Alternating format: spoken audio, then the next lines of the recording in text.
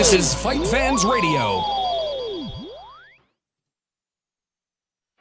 Yes, sir, we promised you a great Gorgeous George. Here he comes. Blassie, the maker of Andre, the giant. WrestleMania. Everyone has a price. Ladies and gentlemen, it is electric. The champ is here. Hello and welcome to Cageside Live. I am your host, Gino Morosco, and I am joined, as always, by Matt Roth. How's it going, Roth? I'm the host of the show. I'm good, man. I'm good. How are you, man? You know what? We have to get rid of Roth. Matt Roth. That shit's not working for me. You need a nickname. The Roth. The Roth? Come on. The Roth. We got to have something better than that. The Roth says, know your role, and I'm the host of the show. How did I not put that together? The Roth says. That's not bad, actually. Oh, But I was thinking about it. I'm like, okay, because I'm the general, right? That's what I got that at Mania, and I brought it over to Cageside. And if you look at the masthead, it doesn't say manager for me. It says the general. Right. So I'm like, and then we used to call Sergio, I don't even eat meat, Hernandez. Right. And then I'm like, well, what do we call Roth? We just call him Matt Roth. They're like, that's never going to work. We need something new. Yeah, I mean, the Roth is good, man. Like, I actually contemplated while I was driving home today to actually do the whole thing as the Roth, which is basically just The Rock, but not in his voice. And I contemplated doing that. I didn't do it today, but maybe when we have Hollywood Horace on. Hollywood Horace? What's his name? Wallace. Whatever. I got confused with Horace Hogan and Hollywood Hogan, man. Whatever. Well, and Jesse Holland tried to steal his shine and call himself Hollywood Holland. And then he found out that there's some chick out there that has a whole fucking website where she like pimps a bunch of gear. And it's all this like goofy, really girly shit. And he's like, oh God, I'm gonna have to start calling myself Hulk Holland now. Because he's such a monster Hulkamania mark. He's the worst person on earth. He really is. I can just imagine Jesse Holland marking out for the Hulk Hogan sex tape. That would probably be the funniest thing. Just watch Jesse Holland watch Hulk Hogan have sex. That would be absolutely incredible. I think I sent him an email and I was like, dude, there's a Hogan sex tape on Gawker. Like they actually have video. And who was it? Was it you that posted the pictures of the chick? Yo, she's not a bad looking chick. On Twitter, yeah, you're like, hey, wait, respect for Hogan because here's the chick that he was banging. And I looked at the pictures, and the first thing I thought was, how the fuck did Bubba the Love Sponge get with this chick? Like how did that ever, like, how is he going, well, maybe I'll let you bang my wife? Like, how is she your wife, dude? Like, do you have, like, a 50-inch dick? Like, here's the other thing. Like, she's like, people are going to be like, oh, hey, like, what does your husband do? And she goes, oh, yeah, he's a love sponge? What? Yeah. Like he's a shock jock. He yaks his mouth and he fucking rides Hulk Hogan's coattails. Like no, but like it was really, really nice to see that Hulk Hogan, despite his attraction to his daughter and to his wife or his ex-wife, because they both look exactly the same. It's nice to see that he has decent taste in women sometimes. That also don't look like his wife or daughter. It was funny that, and Keith Harris, who we're going to have Keith on the show next week. Keith, what's up, man? Glad you're listening. He's going to come on the show next week. We're going to get political. Sorry. But Linda, this will be the last show next week before the election. So he's going to come in and talk about Linda going for the Senate seat, whatever, if she's going to win and all the stuff going into that, all the different controversy with all that stuff or whatever. Her opponent, Chris Murphy, he's ahead in the polls. She's probably not going to win. Probably wouldn't have any effect on the WWE product we see on television anyway, but we're going to bring him on to talk about it anyway. Is there a possibility if she doesn't win the seat that they would like pretty much kill off the PG era and go back to doing something a little bit more edgy? I think Keith can expand on that more, but I mean, I've seen people have said that that's not ever why they went PG. Like it never really had anything to do with her running for Senate. Like, they've tried to squash the Attitude Era stuff. Like, they went online and went on this gigantic campaign where they were knocking off videos and they were copyright claims and all this stuff and got YouTube and Dailymotion and all these video sites to take videos down that had anything to do with the Attitude Era because obviously it makes them look like shit, and the way they treated the women and Trish Stratus on her knees barking like a dog to Vince McMahon and all this stuff. But as far as like, okay, she loses, or even if she wins, I think Keith's told me that wouldn't really affect anything as far as the product we see on TV, because they're trying to distance her because she doesn't technically work there anymore. I don't think she has a job title there now. That stinks. That stinks because I hate the PG era, and I love Attitude, and like people getting bloody. That's the best. I'm sorry. Like I love when people get bloody in wrestling. Yeah, I don't even think that has anything to do with the political stuff. I think that's more the health stuff, the shit with what's his name, the dude getting hepatitis. Wait, who got hepatitis? Fuck, I can't remember who it was. You're the expert on the show. I'm the funny. But to the Hogan thing, I can't get over what Keith said in the thread. He says money makes the chicks go down, Gino. So I guess that's how Bubba got the chick.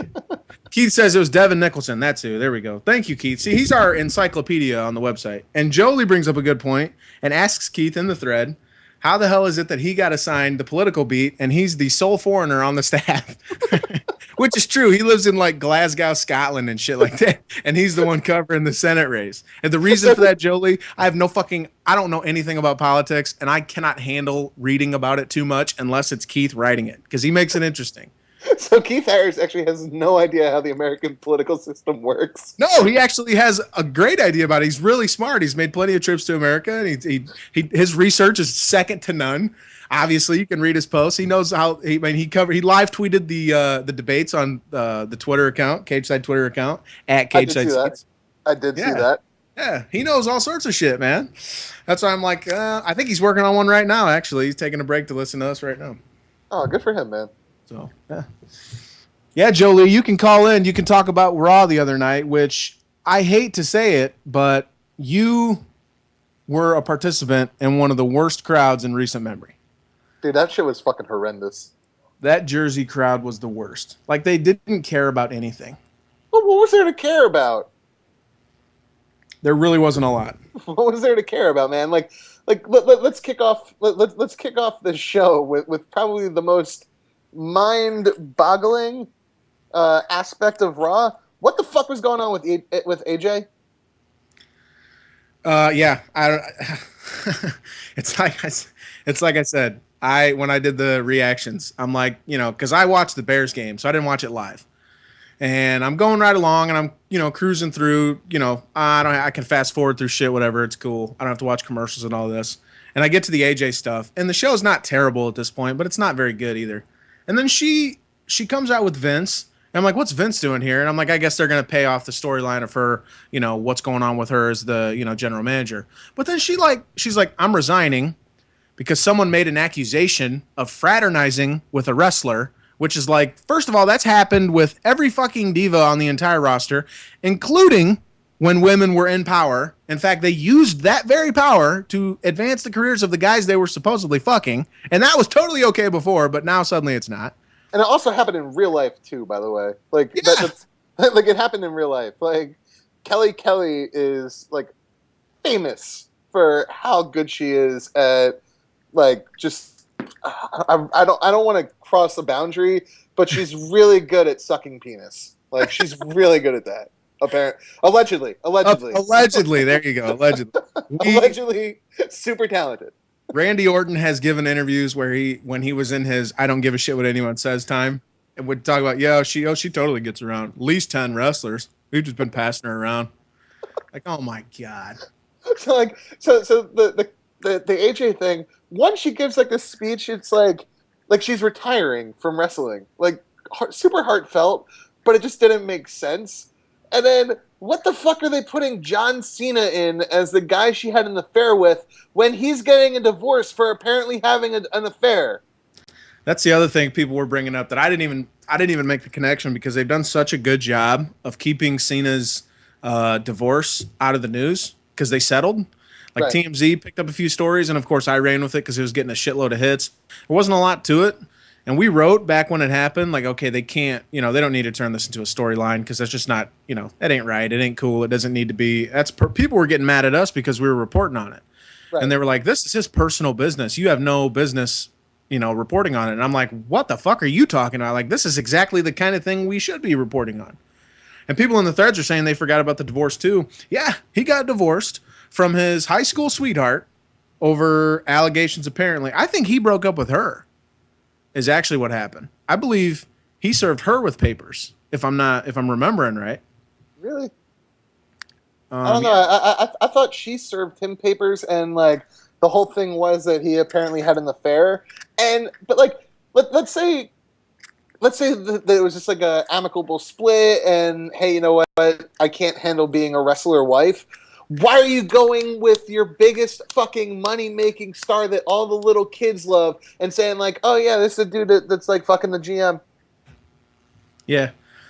Well, ultimately it's going to be revealed that that's not the case. That they just had a business dinner, and that's the whole like you said, the whole thing was weird because get back to AJ, she cuts this promo like I came up for, it was like a shoot promo. It's like I was really poor growing up, I grew up 15 minutes from here in New Jersey. I was really poor. Never thought I'd amount to anything in my whole fucking life. I've slept in cars and shit like that and all this other stuff. And you're like, what are you talking about?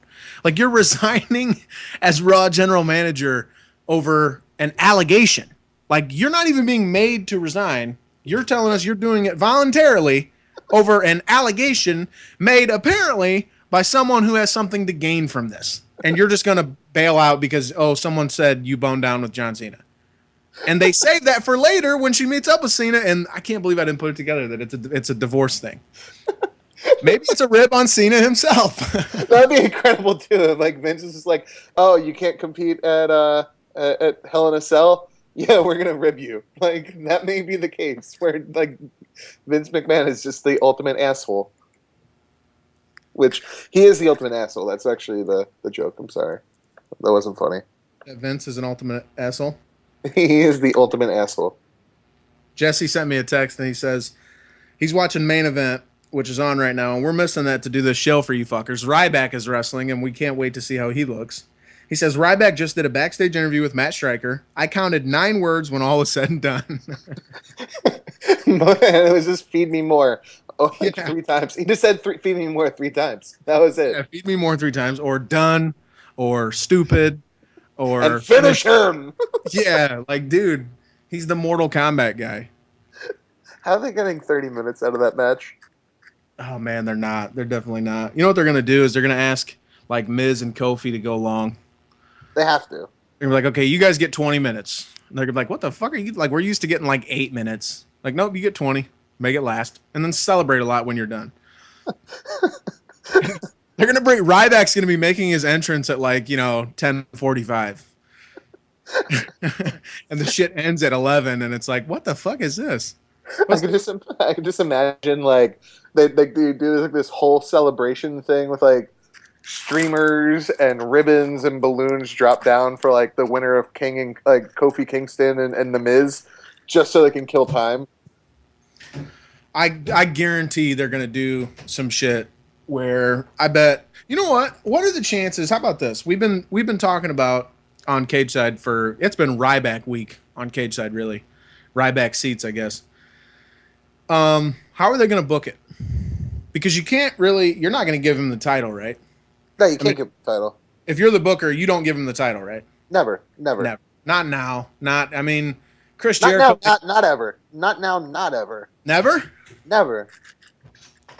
Okay, I guess Nolan he said, watch what I do to Ziggler, it's feeding time. That was his promo. Solid. That's actually not bad for who he's supposed to be, but going back to the booking. How do you book that shit? Like, you're the booker right now, the Roth, booking the show. You got to get to Rumble, and The Rock's going to win the title at Rumble. Let's assume that's what's going to happen, and that's what you've been told by Vince, whatever. Hey, The Rock's going to win the title at Rumble. Get us to the Rumble.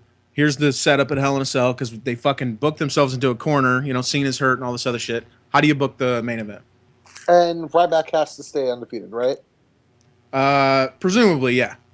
Okay. Well, I mean, that's the only reason he's over. So That's the only reason he is over. I mean, the only way that he could do it is like complete schmaz and lift the cage up, have Lesnar be there, have CM Punk just take off running, and Lesnar stops Ryback.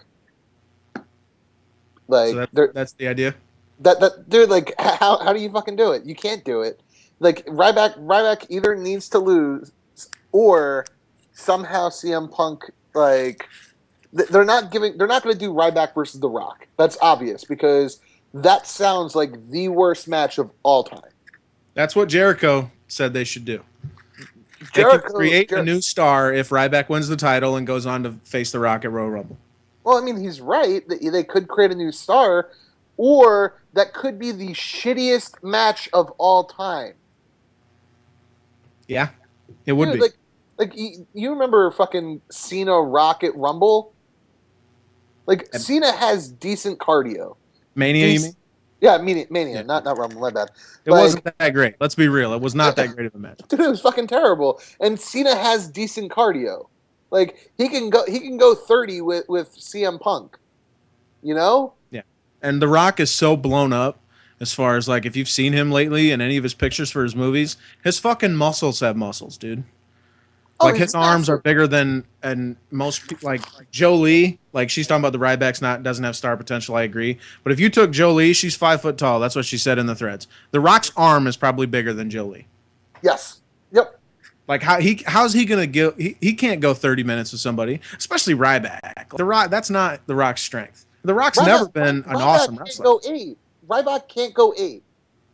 He can't. Well, they've been working him at the house shows, and the reviews are mixed. That's terrible.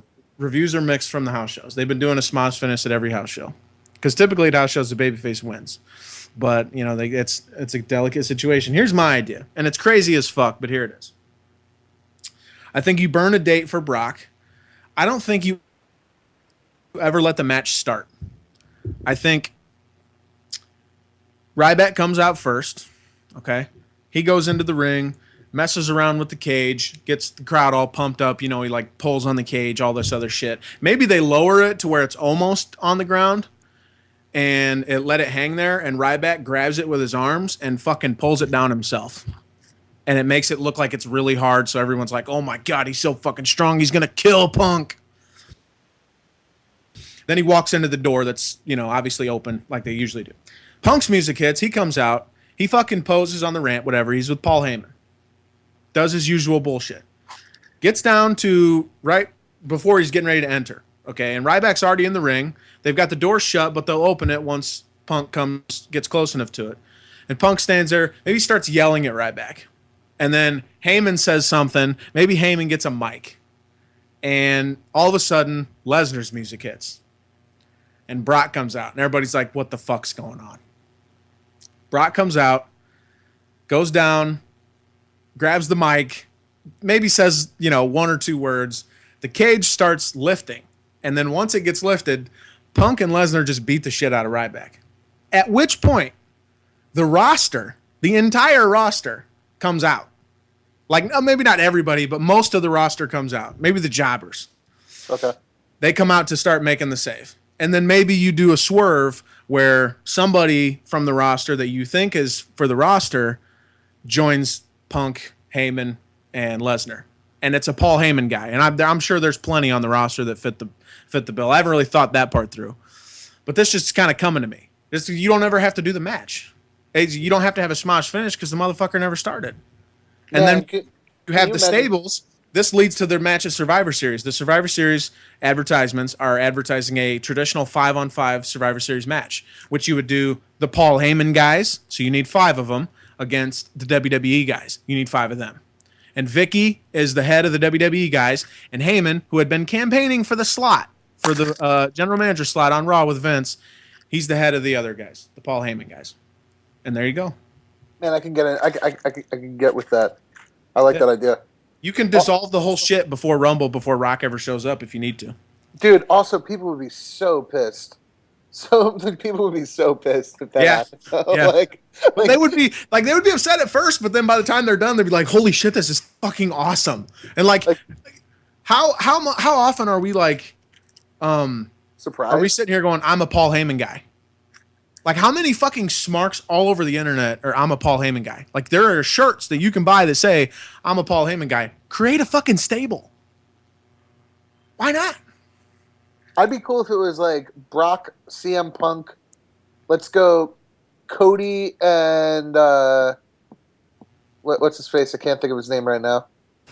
Damien? Sandow? Yeah, Sandow. Road Scholars? Yeah, let's do Brock, Punk, Rhodes Scholars, and That would never work. Huh? That wouldn't work. That would totally work. I mean, they're heels, but like, do they fit with that? I don't think they really fit with that group. Oh, they totally do. Damien Sandow, at least. I don't really believe in Cody Rhodes, man. Nolan says Team Heyman would be Lesnar, Punk, and who are the three others? Buckeye, before you said anything, I think, said the Road Scholars. And it'd be a good chance to debut Dean Ambrose, which is really fucking... Like, that's actually a really good idea because Ambrose is awesome. Keith says Vicky wouldn't work as a babyface leader, and that's right. Can you imagine her trying to do the excuse me bit? Oh yeah, as a babyface, yeah, that just wouldn't work. Where she's just like, excuse me. Excuse me? Excuse me, everyone. No, I'm serious this time. Please excuse me. Please excuse me. Don't get upset. Are you crumpling a piece of paper, Roth? What's that sound here? I am not crumpling a piece of paper. I have a beard, and apparently, because we had the same issues on Untethered, yeah, I'm hearing crinkling. My microphone scratches against my beard, and I am sorry, everybody. Trim your fucking beard, man. Man, who's going to trim it? That's stupid. I live in Austin, Texas, the home of facial hair. The home of facial hair? Yep. Oh, okay. Everything's bigger in Texas? Everything is bigger in Texas, including facial hair and mustaches. Right on. So we got Team Heyman is Lesnar, and this is assuming they can get Lesnar to come back, which the story ran today that Dana White said Lesnar's never coming back to the UFC. So we're pretty much locked in that Lesnar's with WWE now. Assuming they can get him to come back for this would be 2 pay-per-views in a row. So they'd be burning some dates. They'd have to throw some money. But it would create some buzz for a show that really doesn't have any. The ratings for Raw have been fucking terrible because the competition is just so stiff right now in terms of the MLB playoffs are going on. They had to go up against Game 7. This past Monday night was the lowest rating in 15 years for a non-holiday show. They actually did do the lowest rating. They beat the past lowest rating, which was a couple weeks ago, which gave us the return of Vince McMahon and then the Punk punching incident or whatever. So they got no hype going right now. They went up against the Bears-Lions game and the presidential debate. So no one really gives a shit about WWE right now. This would change that, like in a really big way. People would be coming out of it like, holy fucking shit. You know, and the NWO was so cool because you wanted to say, like, I'm a part of the NWO. You'd get the fucking shirt and you'd be like, no, fuck WCW. I'm NWO because they're cool. Like, wouldn't that do the same thing? Fuck WWE. I'm a Paul Heyman guy. Right? Man, yeah, no, that's the thing. Like, when Nash came back, when Kevin Nash came back, I was actually hoping that they were going to do, like, the NWO again. But like do it well because the last time they tried with WWE, that shit was terrible. When it was the original 3, that was awful. But when they were Nash, going to, Nash said in an interview they were going to do that. Dude, it would have worked. Well, they couldn't because he failed the physical because he was on Plavix for his heart or some shit like that for his cholesterol because he's like 900 fucking years old still trying to wrestle. And he said they were him and Laurinaitis and somebody else. And this is when Punk was a babyface. So he was going to go up against Punk, which that was dumb anyway. But yeah, they were going to do like a kind of another invasion type of angle. And it never worked because he failed his physical. That sucks because I love the NWA, man. Like when you posted the Legends Roundtable this week. Yeah. Where they talked. Okay, so little aside, I have like I'm super like anal retentive about stuff, and like if I find something I love, that's all I do. Like if I love a video game, I'm gonna play it all the way through. If I like a show on Netflix, I watch the entire thing. I burn through all the seasons on it. When you posted that roundtable of them talking about the NWO, I literally watched every single Legends roundtable that the WWE has ever done. Are you And fucking serious? I swear to God, They're like, pretty good shows. They're incredible. Like, Yeah. and I watched every single one of them because of that. Because of that post, man.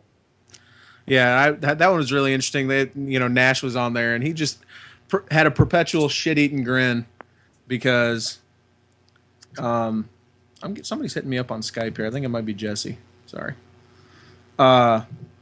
He had a perpetual shit-eating grin on his face because sorry, Jesse's telling me Miz and Cole are putting Ryback over real big on commentary. Yeah, he's giving me updates on Ryback. Anyway, Nash shitting grin the entire hour and 10-minute episode because you could tell he's just like, he revels in the fact that he got over on WCW, that he got over really on the whole pro wrestling industry because he really wasn't worth that much as a standalone commodity. Like Nash, the wrestler, Nash just by himself was barely worth anything. He was the lowest drawing champion in the history of WWE.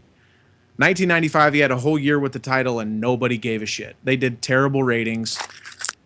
He was a big guy that was, they weren't worried about steroids with him because he was just tall. They didn't have to, he's big muscular. He was just big. So like, okay, we can push him and put him at the top, and Shawn Michaels can give him great matches and Bret Hart can give him great matches and all this stuff. And he still failed miserably.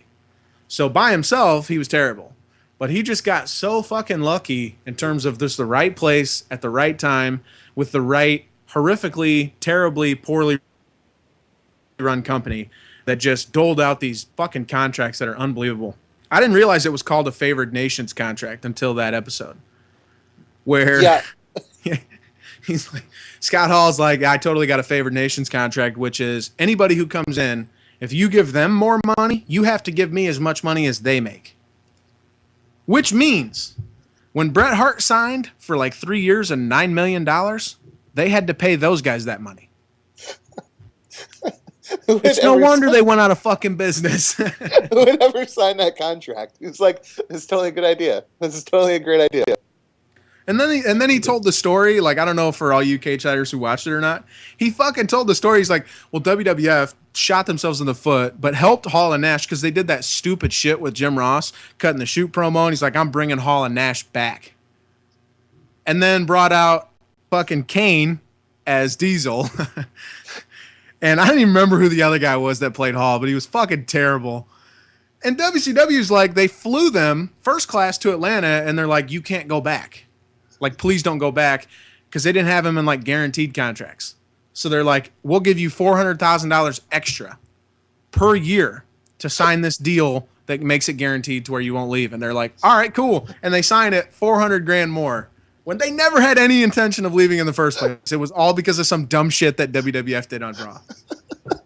Like, that's WCW, everybody. I love WCW, though, man. I love them so much, man. That's so retarded. Like, why would you ever do that as a businessman? Like, yeah, like Ted Turner is like, I mean, because you have Ted Turner money, I guess. Yeah, like that's the scary thing. Like, I'm hoping that I can pull the same thing over on Time Warner now that like Bleacher Report is owned by Time Warner. I'm hoping I can do the same thing. Like, yeah, you got that Turner money now, Roth. What are you gonna do with it, man? I'm hoping like somehow I can parlay this, and like every single week, Gino just hints that Matt Roth is coming back to SB Nation, and I'm gonna go and be like, "Nah, man, just like $400,000 more." Yeah, like I need a like go to him and be like, I need a raise, and they'll be like, why? I'd be like, check this out, and they hear me talking about Roth's coming back, and like, oh shit, we better pay him more. Yeah, we better. This has never happened to us before. We better pay him. Yeah. Okay, you got the money. Oh man, that's amazing. Most favorite nation. Yep, that's Jolie Legend, man. I don't know, man. Honestly, I loved the NWO. I loved everything about that. And so I'm a total mark for it. Yes. At that time, I was actually watching, like, in this order, it was WCW, then ECW, and then WWF. Like, I didn't really care about WWF because at the time it was, like, Savio Vega and D'Lo Brown. Like, those dudes were, I guess, on Superstars? Like they were on Superstars for sure. Maybe on like the Monday night show. Meanwhile, it was like, whoa, Sting and the Outsiders and all these amazing dudes at WCW, like the dudes I gave a shit about. And the Hogan turn. And it's kind of funny. I would watch WCW every week, Monday night. I would only switch over to the WWF when WCW was a commercial. But when it came time to like get into an argument with somebody about it, I would always defend the WWF. Really? Yeah. It was just this weird ass thing where I would be like, yeah, I'm totally a WWF guy, even though I never watched WWF until I was like everybody else when DX hit and Shawn was doing his fucking 1997. Shawn Michaels is the greatest Shawn Michaels who's ever lived. Probably one of the greatest, probably in my mind, the greatest wrestler who's ever lived is 1997 Shawn Michaels. But then they did DX in October of that year, I think, and then Austin won. The Rumble January 98. That's when I really was like, well, I think they're this looks way better. And then I think, December of 98 is when they beat Goldberg, when Nash beat Goldberg at Starrcade. And I think at that point I was like, all right, later. And then the finger poke of doom and all that. Oh man. So no, I'm a year ahead of myself. Yeah, because that happened. That was a whole year later. That was in December of 98. Austin won in January of 98. So they still had me for the Wolfpack stuff. And I was still totally cool with that. I thought that was really cool. I was a Wolfpack guy. I always liked Kevin Nash. And then he beat Goldberg and then the finger poke of doom. And that's when I was like, all right, I'm completely done with WCW now. Now here's a question. This is something I actually have like argued, not debate. Argued with Bloody Elbows Tim Burke. He's obviously he's Canadian, and he's a huge mark for Bret Hart. Okay. Who do you think was better, Hart or Michaels?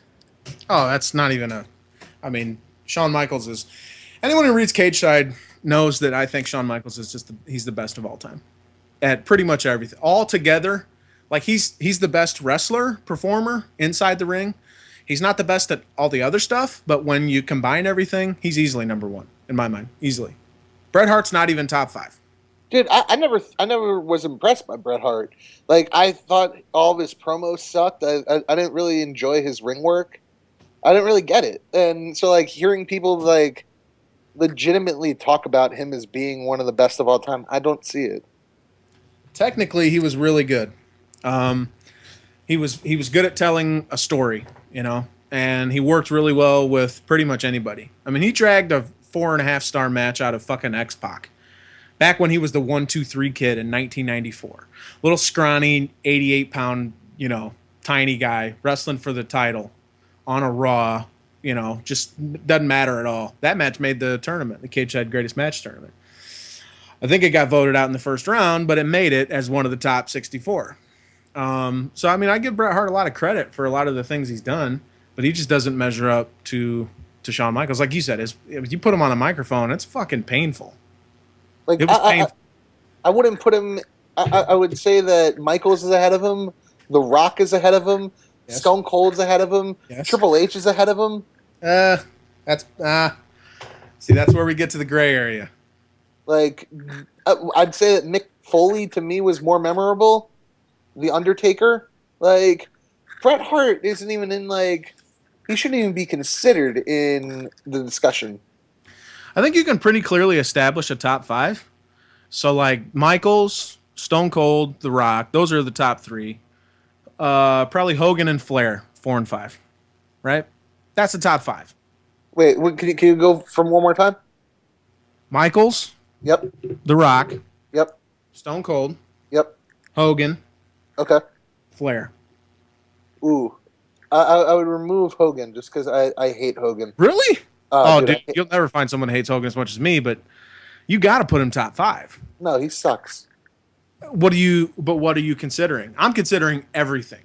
Every single fucking thing. I'm considering the fact that the only thing that really made Hulk Hogan fucking relevant is the fact that he was at the right place, right time. Really, he was the right place, right time. Not fact that I didn't really buy into any of his matches. I don't think that he can work a match. Like his whole thing about paying dues is that he went to Japan and somebody broke his leg, and that's him paying dues and why he never had to put anybody over. Fuck Hulk Hogan. He was pretty Seriously. good in Japan. Oh, I agree. Oh man, I hate you right now because you're gonna fucking make me defend Hulk Hogan of all people. Oh man, it's the best because I know that you really don't want to defend Hulk Hogan. His in the ring, he was awful. We can all agree with that. But just like John Cena today, you could count on him if it's a really big match. Doesn't matter that he can't fucking work to save his life. You could count on him to make a really big match. And this is almost as important as the match itself, is feel like a really big match. Like that's something people overlook. Shawn Michaels was lacking in some respects in that right there. You didn't feel like when Michaels was in a big match that it was a truly monumental occasion, right? I always felt that way. It was always that way with Hogan, though, is what I'm trying to say. Is there was, like Michaels versus Hart at WrestleMania 12 Iron Man match, that should have felt so much bigger than it did. But like Hogan versus Warrior, WrestleMania 6, like that's like a fucking Super Bowl. And it's the two shittiest champions of all time, like as far as work rate. How long was that? How long was that match? By the way, it was like 5 minutes, right? Oh, that match was like 28 minutes. That's the amazing thing. Like I said, like they can't work, and they both they spent like 8 minutes doing the test of strength. Though. I remember that Michael Chiavello actually did an interview with Hulk Hogan for like the Voice Versus. It was the worst thing ever. Hogan lied so much in that interview. The entire time. Lied the entire time. One saying that he shrunk because of the leg drop. Which is hilarious because it's like the lamest move ever. But also like Hogan legitimately thinks that he was good for the business. You know what? In some ways, yeah. Here's how I know that Hulk Hogan sucked. All right? What were the ratings on Thunder in Paradise? That has nothing to do with wrestling, Rob. No, but like wrestling fans were supposed to watch. It was on TBS. What was the box office for fucking Suburban Commando? That was an awesome movie. That movie was awesome. awesome. That movie was awesome. I can't talk shit about that. That was my mistake. Mr. Nanny was great, dude. No, we let's not even hate on his film career because his films were fucking awesome. No Holds Barred is a cinematic masterpiece. I would say it goes No Holds Barred, Suburban Commando, and then like distant third is Mr. Nanny, man. Suburban Commando had Undertaker in it, so that fucking thing is just that's such a great movie. God, It's a classically bad movie. yeah, well that's the point though. Is if you go in, that's like what most fucking asshole like MMA fans who are like I'm too good for pro wrestling. It's like I don't watch it and think, oh, this is serious entertainment. Like for the most part, it's like this is bullshit. Like a lot of times I will try to like disseminate and take the storylines and kind of break them down and try to figure out character motivations and look at it like an art because really it is at the end of the day when you're dealing with guys who know what they're doing and they actually give a shit about it, unlike Hogan. That part's cool. But for the most part, you got to understand when Brodus fucking Clay comes waltzing his big ass out there, talking about somebody call my mama.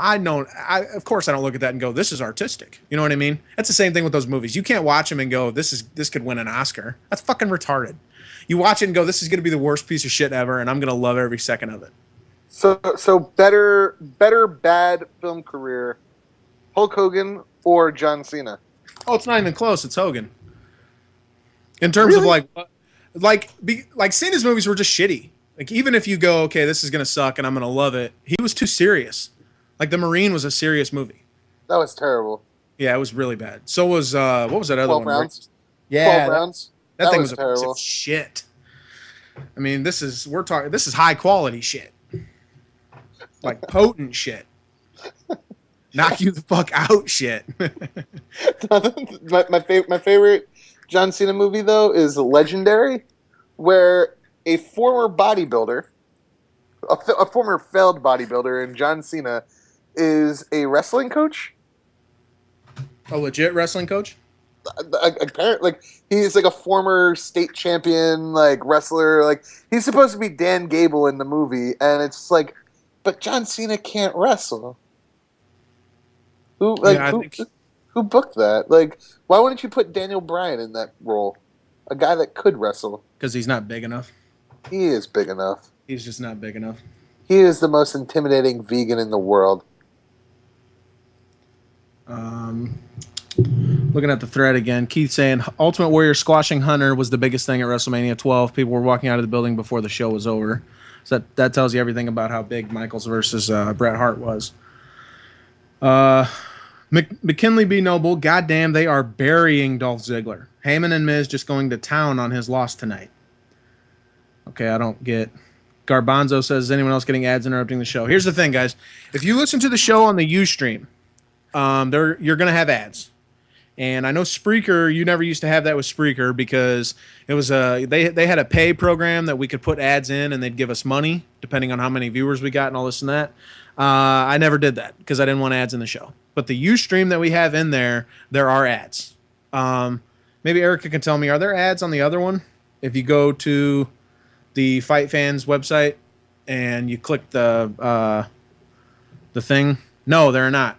There are not ads. If you go to FightFans Radio, the Stitcher app, there's a little thing. It's like a, little radio, whatever the fuck it is. Sorry, I hit my mic. You hit play, you won't get the ads. But I think there's a limit to how many people can play it off that. So I don't know.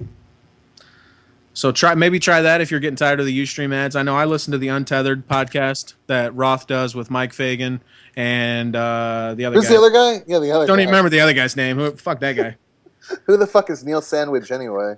Yeah, who the fuck is Neil Sandwich, by the way? So yeah, if you're getting ads, sorry about that. That happens on Ustream. And Erica says we'll get rid of the ads soon enough. So, cool. Yeah, guys, it's our second show. Quit complaining. Don't start burying the audience, Rob. Nah, man, you know what? Fuck this crowd. Fuck this crowd. In beautiful Austin, Texas. You're bored, brother? I'm going after X-Pac heat tonight, man. Jolie, you can call in right now if you want. Yeah, just call in. Just turn your shit down, your sound, so you're not like trying to listen to yourself as you talk. And we'll just give you the floor so you can talk about Raw and what your experience was like live. And when you're done, you can hang up and we'll chat about it. So yeah, you can go ahead and call in right now. Don't be nervous. But you also better defend Bret Hart. No, don't do that. Don't defend Bret Hart. There's no need to defend him. He's a big enough mark for himself that no one needs to defend him. Apparently, that was very TNA of me. I don't get that reference, guys. I don't watch TNA. That's so TNA of you, Roth. What was TNA of him? S1 Rude? If someone can explain TNA, that would be awesome. Because it's a shittier version of the WWE, which is a shittier version of the WWE right now. It's actually worse than that. Jolie, you're with us. Hi. Hello. I'm not going to scream and giggle. You're not going to scream and giggle this time? You're already doing better than last time. I know, right? I'm already like 10 points ahead. Tell us all about it. Well, it's just like, I always forget this before I go to wrestling, that wrestling crowds are like so obnoxious. And then 5 minutes after I get there, I want to punch like everyone around me. Right. The people are just like, and this crowd was especially terrible, and it was just like totally affecting my experience.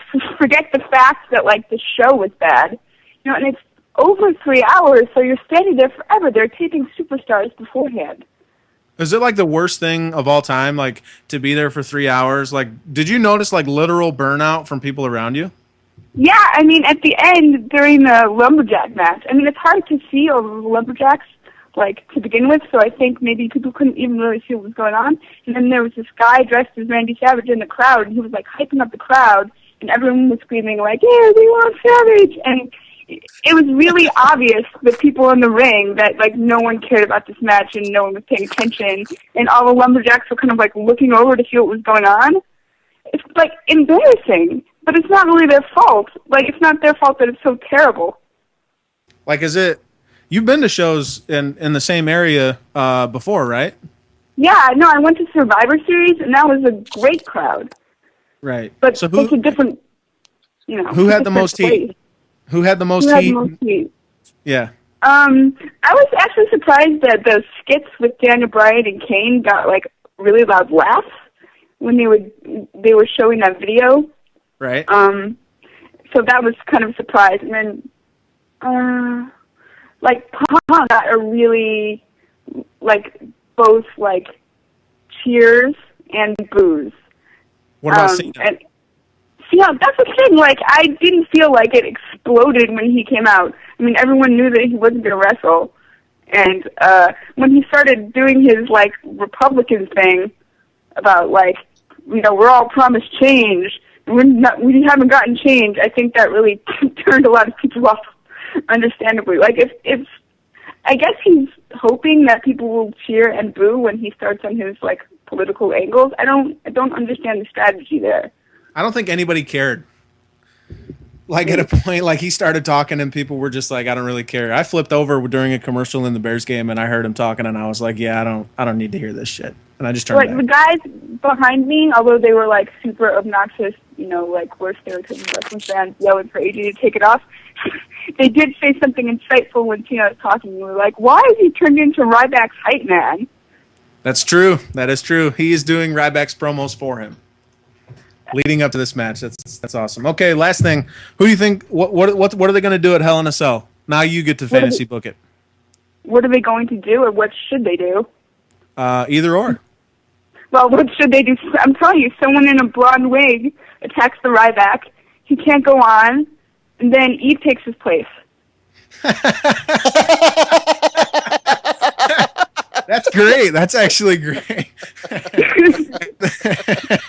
Oh, man. And then they run angles for the next month and a half that no one gives a shit about. Yeah. Oh, I want to say one more thing about Cena and AJ. Okay. Here's what I think. I think that when he was like, oh, AJ, I'd like to take you on a date. Honestly, I think that was like off the top of his head. And he was just like joking around or like half hitting on her. And then it was like, oh, let's run an angle on this. And Cena was like, oh, great idea. I want her to have to hang around me and hug me. You're probably right. I think that's what bugs people too, is because they realize, oh my God, like Cena is actually trying to get AJ, and we cannot But have I really have felt that way, like, for months. I always feel like the way that he talks to her is a little weird. And then, you know, like, what Cena wants, Cena gets. You've ruined my life, Jolie. Now, I have one question for you. What was the general reaction with her fucking weird ass speech? With AJ's speech? Yeah, that like retirement type, like Everyone was just like dumbfounded, like, what allegations? I don't remember hearing about this before. This makes no sense. Okay, yeah, that makes sense. All right, Jolie, you want to say hi or bye to anybody, any of the Cagesiders while you're on the air? Oh, I love them all like my children. I can't choose. Awesome. Thanks for calling in, Jolie. Thanks for having me. Bye, guys. That makes sense that everybody would be like, oh, who knows what the fuck's going on? That was the same thing, because I'm like, wait a minute, fraternizing with a wrestler, what the fuck is she talking about? But that's what made it so bad, was because like they actually set this up when Cena asked her out to dinner and they did the whole texting thing where they were talking about texting each other. They actually set this angle up and we still didn't know what the fuck was going on. I don't remember them doing that, I'm going to be honest. You know why? Because the show's like 9 hours long. It's becoming really fucking bad, man. Like, I was stoked. I was stoked when I heard, like, the first time that they were talking about, like, 3 hours of Raw. I love watching pro wrestling. It's like my escape from reality. The fact that it was going to be an extra hour, I thought it was going to be the best. And then we got 3 hours of Raw. And it was terrible. It was the worst thing I've ever seen in my life. The Raw 1000 was really good. They put a lot of effort into it. The Raw after when Vince came back, when there was a panic over the rating being so low, that was a really good show. So when they fucking know that they need to do their best, they do their best. But when it seems like, okay, we're going to get crushed in the ratings because there's a presidential debate on, there's a football game on, there's a Game 7 and baseball on, there's all this other shit on, there's a TNT show that beats them every damn night. Fuck it, we don't have to worry about it. And then they put out that crap, and the crowd just doesn't care, and it's 3 hours later, and you're like, why should I buy Hell in a Cell? Like, I just watched that. I don't even want to watch wrestling anymore. Like, that's what that show did. No, like that's actually legitimately happened. Like, so Jeremy Botter, he used to cover pro wrestling. Like that was just like break into journalism and stuff. Mm-hmm. And he was telling me, he's like, I'm gonna watch Hell in a Cell and I'm done. Like he doesn't give a shit anymore until like Royal Rumble. He doesn't care because they ruined it this past Monday night, man. Yeah. And that's the good thing that we're coming up on Rumble, and that's all I can tell myself really is that we're in a down stretch right now, but it's getting ready to heat up really good because TLC is usually a fun pay-per-view. It always does well as, one of the better gimmick pay-per-views. And then it's the Rumble, and then Elimination Chamber, and then, of course, WrestleMania 29. So there's a lot of good stuff to look forward to. And then Brock's going to be coming back. The Rock's going to be coming back. At some point, I hope Undertaker comes back. I hope he doesn't skip WrestleMania this year. So there's a lot of good shit to look forward to. How about Undertaker versus Ryback? They've talked about that, if you can believe that they would do a streak versus streak. Ryback's undefeated, and Taker's undefeated at Mania. Who wins? The problem? The match would be the worst thing on earth. The bar is set too high, right? Because Undertaker did Michaels, Triple H. Every one of those matches was 4.5 stars. Right, like legit great matches. Yeah, maybe the first Triple H match was 3.5, but the rest of them were just classics. How do you're going to follow that with Ryback? No. Especially if he bombs, and we've been writing about that. We go, here's his chance. Like, dude, you're going to be put on pay-per-view, Hell in a Cell, the only Hell in a Cell match on the card against the fucking WWE champion. They've built this guy up. He's been WWE champion for like 340 some days, whatever. Really big deal. Reigns never fucking lasts this long anymore. Here's your shot to do something really special to make yourself a star. We've put you in position to get yourself over. You can be a made man coming out of this fucking event. If he can do good in this show, and if he has a really great match, then maybe I wouldn't mind him versus Undertaker. I don't see any way that happens. Ooh, I just thought of an idea. I doubt it can actually happen in modern day WWE, but let's say Ryback throws CM Punk off of the cell a la Undertaker Mick Foley. Wait, what? Ryback and CM Punk go to the top of the cell, and Ryback throws CM Punk off of the cage. He lands on a table, and they have to cart him off. You're nuts. They would never do it. Man, that would be the best. They would never do it. Or alternate, CM Punk throws Ryback off the cage. Oh, my God. The cage is too big. They created the cage so big that no one goes on the top of it now. Although, I'm not like most people on Cageside. Like, The Undertaker versus Mankind, King of the Ring 1998, that match was a number 1 seed. It got voted out in the second round. That's a couple days ago. That match lost to It lost to Shawn Michaels versus Triple H street fight at SummerSlam 2002. And people are like, how do you knock this match out so early? It's like it's what a lot of people remember from the Attitude Era. Like, that's one of the most famous matches in the history of professional wrestling, which is true. But apparently a lot of people are really uneasy with watching Mankind take bumps like that. That's ridiculous, man. You don't feel the same way at all? No, dude. Like, yeah, was it really gnarly seeing Mick Foley with a tooth in his nose? Yeah, that's gnarly. And I thought that he died a couple of times. Yeah, it sucked. But, like, that was a classic match. And that made both of their... In my opinion, it made both of their careers. Yeah. I mean, I'm kind of in the middle. Like, I can handle matches like that, but it is a little uncomfortable when you see a guy... Like, the bump off the cell, I know was planned. So, like, he knew what he was doing, and you can see him guide himself to where he kind of used his arm to turn himself just enough to where he'd land. He was supposed to land on his back, but he landed on his shoulder, and he completely fucked his shoulder up on the announce table or whatever. I can handle that knowing that he knew what was going on. He consented to it. In fact, it was his idea. So I'm okay with all of that. As long as he's the one that's doing it and he's okay with it, I'm totally fine with that kind of stuff. But like the second one, when they went up top and Taker gives him the choke slam, that was planned. It wasn't planned that the fucking cell would break and he would go down, and not only go down and hit fucking hard bump back on the fucking ring, which is hard as fuck just by itself, a straight body slam from 3 feet off the ground. He's from the top of the fucking cell, and not only does he land like that, he gets hit in the face with a chair that came down along with him. Knocks his tooth out. He's knocked unconscious. He's breaking all sorts of shit in his body. At that point, it's like, okay, I don't know if I'm comfortable with this. Because it's kind of, I mean, that's like a fucking snuff film at that point. Yeah, that was ridiculous too, man. Also, I don't know. I guess I look at that as like the defining moment for Mick Foley, at least in my opinion. Because like when that happened, I was 13. Like my bar mitzvah was a week before. Like I remember that match like vividly, and that was the one that really sticks out in my mind for Mick Foley. I don't know, man. To me, that's one of the best matches of all time.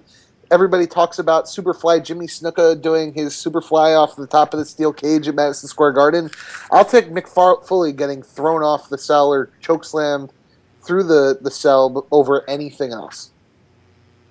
Yeah, Keith's saying in the thread, and Keith's word I trust more than probably anyone in pro wrestling right now. He says he believes that both bumps were planned. You believe that and don't have any proof of that? I guess, fuck, it's pro wrestling. You can never have proof of anything in pro wrestling. But like, have you heard that, read that from like someone like Meltzer or Keller, or reputable sources in pro wrestling? Because I thought I had always heard, I believe from Mankind himself, that the first bump was planned and the second one was not. Because I mean, how he wouldn't agree? You wouldn't agree to that, especially after the first bump. You wouldn't go, okay, here's what we're gonna do.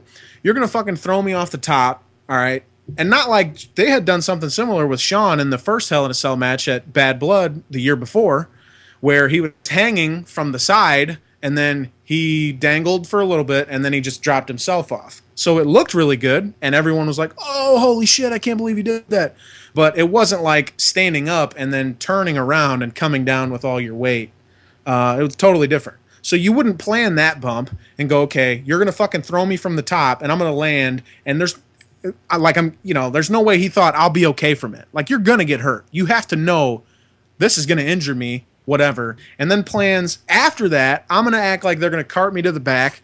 I'm going to fight away. I'm going to climb back up the cage and you're going to choke slam me through it onto the mat below. That you wouldn't plan that. Mankind's crazy. He's not that fucking crazy, right? He's not. No, he is that crazy. He might be that crazy. He actually may be that crazy. I'm actually taking a look right now at the at Hell in a Cell, like the actual match type on Wikipedia. The shortest Hell in a Cell match was 5 minutes 3 seconds, and that's the bare minimum. That if they don't do what you said they're going to do for the match, that match needs to at least go 5 minutes. I think I can get that. They could get that just off of Punk selling for him. Right? Right? I mean, he could just take him out because the Hell in a Cell matches they've been doing lately, they don't really use the damn cell. Well, now they got a big guy in there. He can pick Punk up over his head, throw him from the ring into the cell cage, let Punk grab it and kind of slide down it, act like he's really hurt. You could waste 2 minutes just on that alone. But then you take a look at last year's, man. Randy Orton versus Mark Henry. That was 16 minutes. And ADR and Cena versus ADR Cena CM Punk was 24. So like you're looking at this match having to at least go 15. Realistically. Man, I really don't know how they're going to get that much out of it. I mean, Ryback's been selling for him at the house shows, but that's really only after like a low blow or a chair shot, shit like that. But I guess it's a Hell in a Cell match, I guess. They put some shit under the ring and kind of make it the equalizer where Ryback gets all his offense in without using weapons and Punk has to use weapons because he's a heel. And that was Jericho's thing. Heels are built to lose. That title reign doesn't mean shit. The belt's a prop. Who gives a fuck? It doesn't matter that he's had it for 300 some days, whatever. You can make a big star. Put the fucking title on him. Don't stop, start, push it. Put the belt on him. It's just so fascinating because I just can't. Like, do you really want to sacrifice Punk versus Rock at Rumble? You know how many buys that'll do? Especially when they need the buys. Yeah. Like this, they're also a pay-per-view business. They're also a pay-per-view business, and like, there's no way in hell that they would kill off that major money pay-per-view. I mean, they can make enough next year off their first 3 pay-per-views. If they do it right, then they don't even need to worry about the rest of the year. Then they can have Ryback versus like Stephanie McMahon's titties. Like, if they want. Like, sorry, I wanted to get a shout out to Stephanie McMahon's hoots there because they're fantastic hoots. Those are fucking. I had to get that shout out, and like, she hasn't even been on TV in forever. Like, where did her breasts come in to your head? Man, so the other day, and this is kind of weird. The other day, that I kind of saw the photo shoot that she did of like how she's trying to get back in shape and like lifting weights and stuff, and that bitch looks good. She's in shape, man. She's in great shape. She looks better than she did when she was wrestling. I think she got I'm pretty sure she got another surgery done where she got her implants out. What? At least like one size. They don't look as big as they used to. Yeah, that's because they were comically big. That's true. But like I said, I think that she got one out. Keith says on the Foley thing, he says, I've just never believed Foley when he said it wasn't. He wanted to top the Shawn match, so he had to do 2 big bumps versus the 1 big bump Shawn did, which I guess would make sense, and that would be in line with Foley's sort of mindset, which is, if I'm going to do it better, I got to go really fucking crazy and make people never forget it. Which, like you said, whether it's a good thing or not, that's probably the defining moment in Mick Foley's career. That or beating The Rock for the title on Raw. That or, yeah, that's it. That's really it, man. Like when Shivani told everybody. That was retarded. Yeah. Man, we could do a whole show just talking about how shitty and stupid WCW was. Oh, we'd go a lot longer than an hour. Dude, it would be like one of those like all night like, Gino, how about this moment when they fucked up? Do you remember this? one night I really do want to talk about the hardcore the what's it called, the junkyard hardcore brawl. Oh yeah. Dude, that's by far one of the greatest matches of all time. And I'm pissed. I'm dedicate pissed shows to shit like that. Dude, I'm pissed that it's not part of the Cageside Seats best matches of all time. The junkyard hardcore brawl. I think it might have got nominated. The Hardcore Invitational, man. That's if you want to watch shitty WCW at its finest, you need to watch that match. They did so much gimmicky dumb shit like when we were a lot younger and shit in the early 90s, like the history post. There's a history post coming up the next couple of days from Jesse where it's like Sting versus like I don't even remember who, Sting versus somebody in a fucking coal miner's glove match. And there's a coal miner's glove on a big ass pole on one of the ring posts and shit. And it's unsanctioned. Like dumbass shit like that, like the Halloween Havoc spin the wheel, make a deal bullshit that they used to do. WCW was awful. Dude, coal miner's glove? Awful. Coal miner's glove? I Yeah. just want to tell everybody, you know what a coal miner's glove is? It's the same glove you use when you garden. It's a gardening glove. It's a gardening glove match. And that's what WCW thought. Like, this is going to sell a shitload of pay-per-views. They also had some really good ideas, man. Like the World War III matches. Those I were used to awesome. fucking love those. I know a lot of people who don't like them because they're like, there's too many guys. There's fucking 3 rings. It's just a clusterfuck. I'm like, what? That's what I like about it. Did you get like 1 million people in the ring and shit just goes crazy? I want that in the WWE. Or War Games. War Games. War Games is the oh my greatest God. gimmick match ever.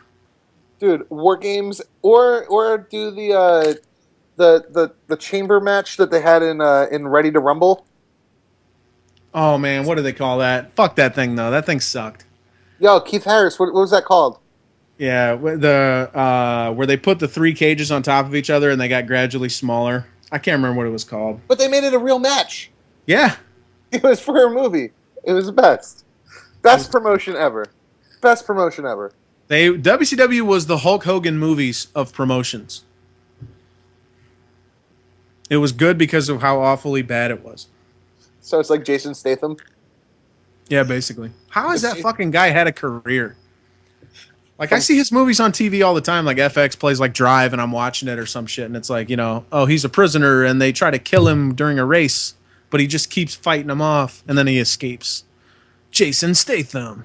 Jason Statham is Jason Statham in Jason Statham driving a car. Yeah, driving a car.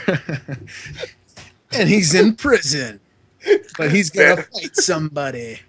Jason Statham was on a family picnic when explosions! And then he's like jumping in a car and shooting people. He's like using his feet to shoot guns and shit. Oh, man. I can talk about Jason Statham, too. I hate Jason Statham. Oh, man. I could talk about Jason Statham all day.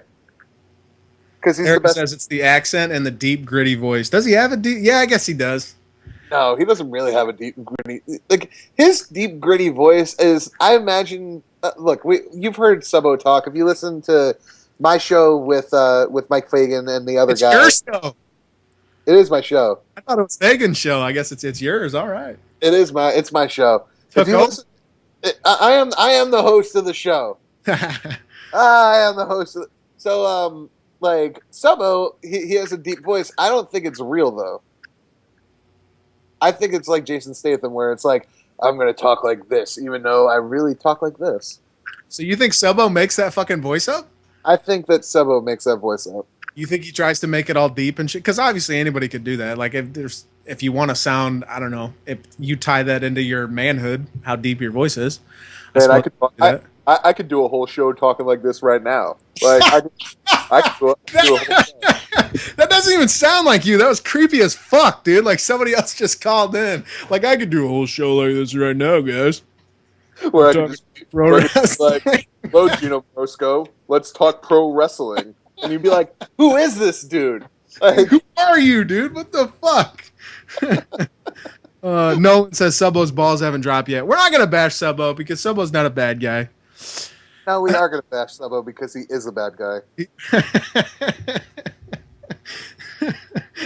Oh, man. Erica says the gritty is hard to fake. I don't know. Maybe, I don't know. Either way, stay. I don't know, Erica. Maybe next week's episode or tomorrow's episode of Untethered, I'll speak like Sabo the entire time. Just talk like it the whole time and don't tell anyone you're going to do it. And just, like never break except for the people that are listening right now, you guys know I'm going to do it. Yeah. Nobody else will know. Listen tomorrow, yeah. And I guarantee Fagan's not listening to this and Subbo's not listening to this. So just spring it on him and they'd be like, what are you doing? You're like, what are you talking about? Where is he? Or just like Batman the entire show. Dana White. Oh my god, dude. That's the fuck. If you do that, dude, you will be the king. You could call yourself the host of the show next week if you fucking do that, dude. I will do that then. I won't even refute it when we have Keith on. And Keith, we are gonna pick your brain so much, dude, because you know so much stuff.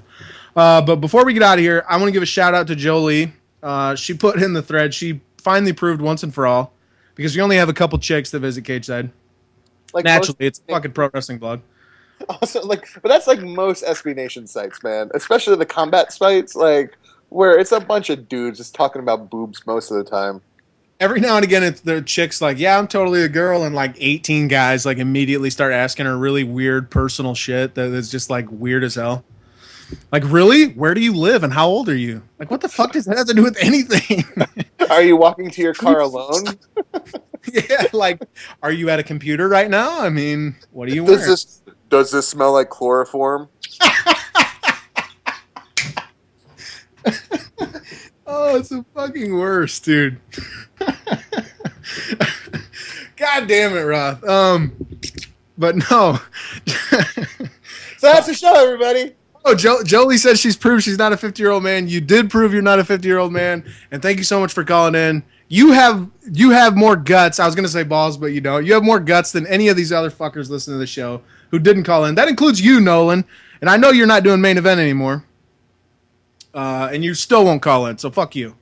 Yeah, but yes, that is the show, everyone. Roth. Bye. Later. Yes, sir, we promised you a great Gorgeous George. Here it Ready, comes. Blassie, the makeup champion. Andre, the Giant. WrestleMania. Everyone has a Ladies and gentlemen, it is